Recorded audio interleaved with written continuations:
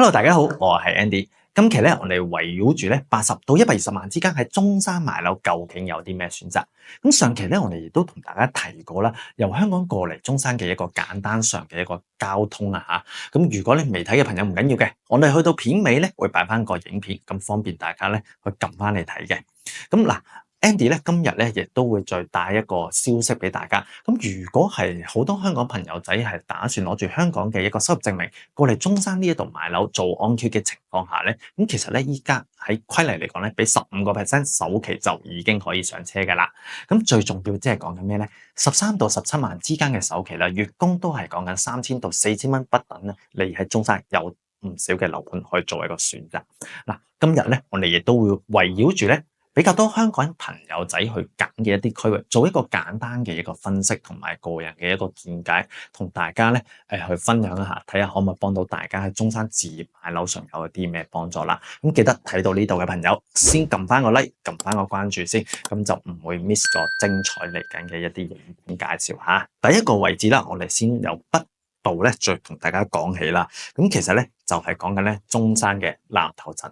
嗱，南頭鎮呢個位置嚟講啦，咁其實大家唔好睇佢個地圖面積咁細喎，佢其實咧佢一個 GDP 嘅排名咧係靠喺中山嘅前3、前4位咁滯噶。其實因為佢呢度咧係有好多嘅廠房啦，去做一啲白色嘅家電為主，咁包括可能依家大家睇緊嘅電視機啦、用緊嘅冷氣機啦，甚至洗衣機等等咧，大部分都喺中山南頭呢度生產出嚟嘅。咁所以嘅話，佢亦都有個白色家電小鎮嘅一個名稱嚇，亦都係代表住咧佢提供嘅一啲就業崗位咧，亦都係比較多嘅。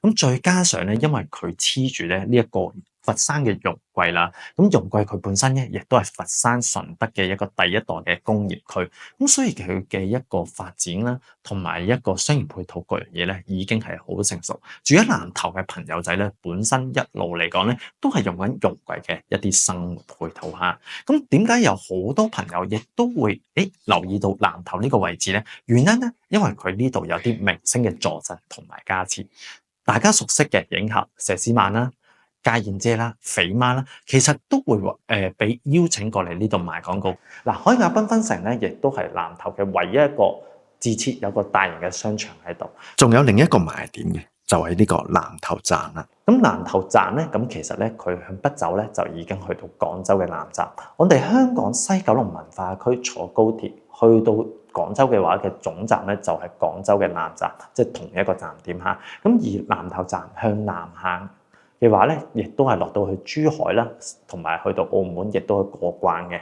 咁海下繽紛城咧，亦都係今年來回開業嘅一個商場。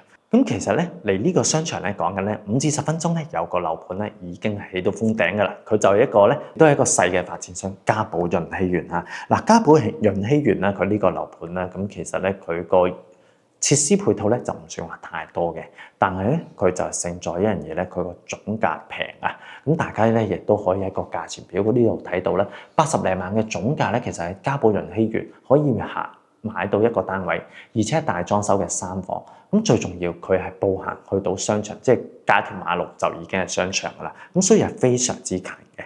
咁當然啦，佢個缺點亦都係好明顯嘅。咁因為南頭嚟講咧，佢賣緊嘅新樓咧，其實都零零散散嘅。喺同等嘅價錢下，咁其實亦都有唔少嘅本地人啦，會選擇咧去買翻容桂嘅一啲新樓，因為容桂嘅新樓嘅價位咧，其實依家同賣緊南頭嘅價位咧係差唔多嘅。咁只不過有一個分別就係一邊就會有好多嘅舊樓，而一邊就係周邊都係比較荒蕪少少。咁而係領地嘅話咧，領地又會點樣揀咧？嗱，第二個位置咧就係好多香港朋友咧，可能第一次坐中港嘅巴士經深中通道過嚟中山嘅話咧，都會經嘅一個位置就係港口鎮。嗱，港口鎮有個位站，雙城站呢一度一落車咧，咁其實大家會見到咧，附近有2個商場，而且城市面貌都會比較好嘅。喺呢個位置嚟講咧，咁基本上嘅一個生活氣息啊、商業配套啊，各樣嘢都好齊㗎啦。咁喺港口鎮嚟講啦，咁其實咧佢嘅土地可以開發嘅面積咧，亦都係比較多嘅。但係咧，佢嘅開發週期相信係都可能係10幾20年後嘅事㗎啦。因為咧，佢本身有好多嘅農地啊，各樣嘢都仲未賣嘅。咁喺一個邊緣少少嘅位置啦，靠近呢一個三角嘅位置啦，咁其實咧亦都有個叫上城南岸嘅一個樓盤賣緊嘅。嗱，上城南岸亦都係一個本地細嘅一個發展商啦。咁依家嚟講咧，佢係一個現樓嘅狀態啦，賣緊嘅價錢都係8000零蚊方，最細咧就87平方，即係講緊總價咧70萬，鬆少少已經可以買得到㗎啦。咁而且咧發展商依家呢一度嘅話咧，亦都係送家私家電啦，送埋車位啦。咁只要3萬蚊首期你就可以上車。咁需要更多詳情資料嘅朋友咧，可以 WhatsApp 翻俾我哋，同我哋攞翻啲電子樓書資料嚇。嗱，咁亦都同大家講埋啦，呢個位置嘅話，佢個優點缺點亦都好明顯嘅。本身附近咧會有好多嘅工業園啦，而工業園嘅話咧，呢啲就唔係一啲生產嘅地方嚟嘅，咁純粹咧就係俾啲青年創業啊，或者係一啲叫做企業去租寫字樓去用嘅一啲發展嘅地方。咁而大家會見到樓盤附近咧，亦都比較多矮嘅村民樓，亦都有好多嘅本地人啦會住喺度嘅。咁所以嘅話咧，你話喺行街去買餸啊，去銀行啊，基本上嘅一啲生活配套啊，全部都有噶啦。但係如果你話，我要用大型嘅商場嘅話咧，咁其實咧都要去翻咧上城站對面嘅一啲萬民會有呢啲大型商場。咁個車程嘅時間嚟講咧，都係5至7分鐘，已經咧可以去到用到呢啲配套。所以嘅話咧，如果你係諗住咧，我又要近呢啲商業配套，我又唔想買神灣啊嗰啲位置嘅話咧，咁其實咧大家亦都可以留意下呢個位置。咁當然啦，佢個缺點亦都明顯嘅，因為咧佢屬於一個邊緣位置，咁零零舍舍都係得佢呢個樓盤。咁將來賣二手嚟講啦，咁呢個位置咧，亦都相對嚟講保值能力會稍微低啲嚇。嗱，第三個位置咧就係食中山乳鴿最出名嘅地方，就係石岐區啦。石岐咧就係舊市中心位置啦。咁基本上嘅話，因為係30-40年前發展嘅地方，咁基本上大家都可以想像到啦，附近都係舊樓為主嘅。咁而可以開發嘅土地面積咧係少之又少嚇。咁所以喺石岐嚟講咧，依家嘅一啲樓盤咧，基本上可以講全土全金。咁依家佢呢度咧亦都喺今年咧開咗呢一個叫做歡樂華僑城啦，同埋咧嚟緊今年會開埋個中山 Sam 級啊，即係山姆會員商店。咁所以嘅話，呢啲配套全部集中喺石岐區。咁而石岐區嚟講啦，依家性價比比較高嘅話咧，就展銳江月灣呢個樓盤啦。嗱，展銳江月灣呢個樓盤啦，大家會見到嘅，佢附近咧嘅變化咧嚟緊其實都唔會太大。咁而且咧，佢呢個樓盤比較細。但係嚟講，你話講性價比嚟講咧，佢的確又好抵買嘅，120萬以內咧，咁其實都有少量嘅貨源可以揀。咁再加上呢個樓盤佢附近幾個公園咧，亦都係非常之近嘅，甚或咧，你將來你要喺呢一度坐一條高鐵去翻深圳咧，亦都有嘅。咁條高鐵喺邊度咧？就係中山嘅北站啦。嗱，中山嘅北站咧，咁其實咧就係一條深澳高鐵嘅其中一個中途站嚇，咁基本上由呢一度7個站點就已經去到西麗站，而呢條高鐵已經起緊嘅，係啦，咁所以嘅話咧，有好多朋友會揀石岐區嘅原因就係將來希望尖沙咀坐高鐵直接過嚟中山北站，咁所以嘅話咧，呢個樓盤嚟講咧，就亦都係一個選擇嚟嘅。嗱，既然中山市區已經都有樓賣啦，咁中山嘅火炬開發區亦都會有，因為佢本身咧亦都係中山咧土地面積最大嘅一個位置嚇。咁基本上嘅話咧，呢一度位置嚟講咧，佢個缺點亦都好明顯嘅，因為佢土地面積夠大，咁所以個人口咧夠難去集中，所以好多嘅樓盤都好零零散散嘅。咁佢火炬開發區本身係喺咩位置咧？其實就係中山嘅廠區。係啦，因為佢本身咧以前係第一代成個中山好多嘅一啲外資企業入嚟嘅，包括日資廠啊、台資廠喺度設廠嘅話，都係會喺呢度。包括大家可能炒開股票都熟悉嘅舜宇光學咧，都係火炬開發區呢度設廠嘅。咁所以嘅話咧，佢呢度就會比較多廠房為主。咁多樓盤零零散散嘅話咧，咁當然嘅話有呢1-2年有好多朋友留意佢嘅原因係點解咧？就係原因咧，大家睇到一個利好就係地鐵。係啦，中山咧已經進入起緊呢個地鐵嘅時代，喺上一年開始就掘緊㗎啦。咁而呢條地鐵就邊度咧？由廣州嘅18號延長線入翻嚟中山嘅，咁亦都會有條支線咧落珠海嘅。火炬開發區咧咁大咧，其實入邊咧劃分咗好多唔同嘅區域。咁 Andy 咧覺得就係太陽城廣場嗰個位置咧，相對嚟講咧個發展潛力都會比較大嘅。因為原因點解咧？嗱，第一有地鐵嘅利好啦，第二佢本身有個商業嘅配套，好似 Walmart 太陽城廣場咧，已經係用咗15年以上㗎啦。咁再加上咧，附近嚟講咧，一啲叫做公園啊、道路嘅設施啊、生活嘅配套啊、食街啊等等咧，已經一應俱全。喺呢一度嚟講，Andy 會比較推介咧，性價比高嘅話咧，就係健康花城璞悅啦。健康花城璞悅咧，咁佢一個現樓嘅狀態啦，即刻買即刻收樓。咁而且咧，健康花城係分咗4期嚟賣嘅，1至3期已經入晒伙噶啦。咁喺1期同2期樓下嘅一啲買餸啊、超市啊、食早餐嘅地方咧，全部應有盡有噶啦。咁而且佢行去太陽城廣場咧，都係行過對面條馬路嘅啫。咁太陽城廣場後邊咧就係起緊地鐵，將來嘅地鐵站出口位啦。咁而旁邊咧亦都係將來會發展為咧成個火炬開發區嘅一個商業集中嘅位置嚇。咁所以嚟講咧，佢嘅性價比亦都係比較高嘅。咁當然啦，呢個樓盤咁抵買嘅原因，亦都好明顯有缺點嘅，因為佢收樓嚟講咧，佢收樓質素嚟講咧，亦都係比較差啲。如果大家咧唔介意用少少錢去做一做、去整理嘅話咧，咁我覺得呢個樓盤咧，亦都係可以大家去留意一下嚇。咁另外啦，咁仲有一個位置就係石岐區隔離嘅西區啦。嗱，西區咧新淨嚟講咧，先係第一代嘅市中心。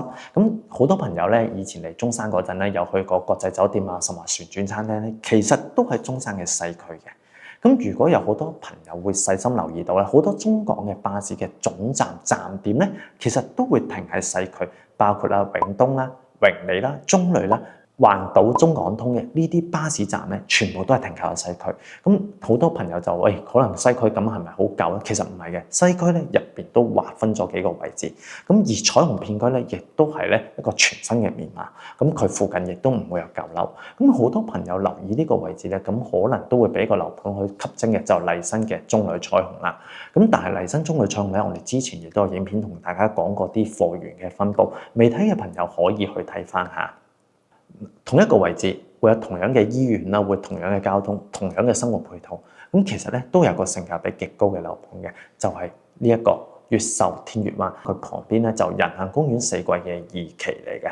咁人行公園4季2期咧，亦都係依家成個中山賣緊咧比較火熱嘅一個樓盤嚇。咁佢兩個樓盤其實黐埋嚟講，點解咁多人忽略咗越秀天悅灣咧？個原因其實由價錢嗰度可以反映到噶啦。嗱，你會見到啦，越秀天悅灣呢個價錢大概100萬鬆啲，已經可以買緊85、86平方嘅單位。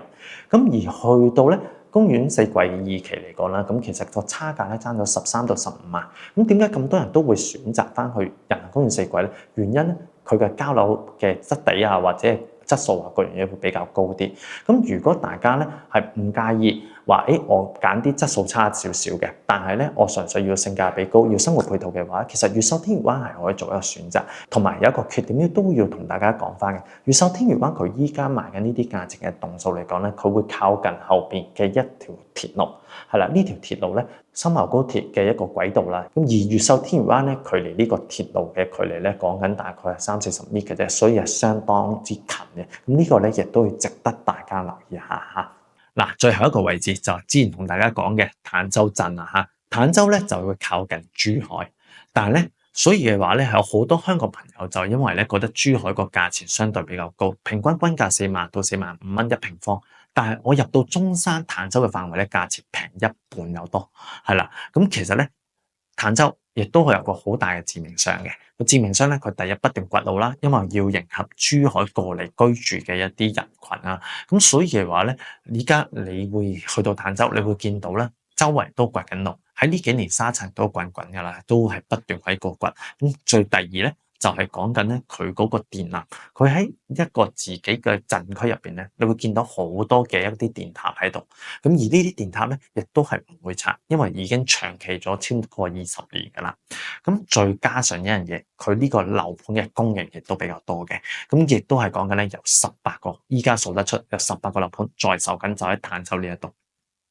咁所以如果大家係想我買翻好少少嘅位置嘅話咧，Andy 建議加翻高少少嘅預算，可以揀2個樓盤，一個咧就靠近咧呢個珠海立平嘅位置，即係華發商都嘅位置啦。咁就係有個中澳春城，可能分分鐘你喺呢度行路過去華發商都快過揸車，因為去到高峰期嗰陣咧，有好多珠海人係啦喺度做完嘢放工就會翻坦洲，所以塞車嘅話咧，試過超過半個鐘都唔出奇。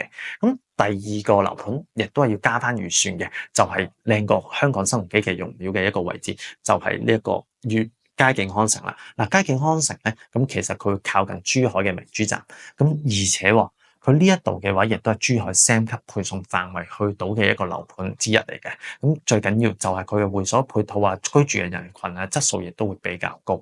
咁按照今日一個預算範圍入邊，Andy 會推介一個樓盤，就係坦洲嘅國際花城啦。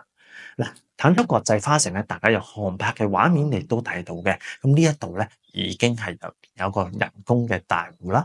咁再加上咧，佢呢度分咗5到6期嘅一個開發，咁基本上有好多期數已經入晒伙噶啦。樓下嘅一個民生配套啊，生活嘅一個便利程度咧，大家就唔使講噶啦。咁再加上因為佢自成一個原因，入邊咧亦都唔會有啲電塔嘅情況出現嘅。喺依家嚟講賣緊嘅期數咧，亦都係一個樓花期啦。咁講緊咧90零萬嘅均價已經可以喺度買到一個生活配套方便啦，而且有車直接翻香港嘅一個地方。咁如果你話我平時想去珠海消費嘅話咧，佢呢度亦都會有個巴士總站去翻珠海嘅唔同嘅消費點，亦都係非常之方便嘅。咁佢呢個樓盤嘅缺點亦都好明顯，除咗樓花期之外咧，去到暴雨嘅季節咧，咁其實咧亦都有曾經試過下呢度係會有出現水浸啦，甚至水浸嘅情況入到地庫都會有嘅。咁呢度咧亦都係呢個樓盤嘅一個缺點，大家需要去知道嘅。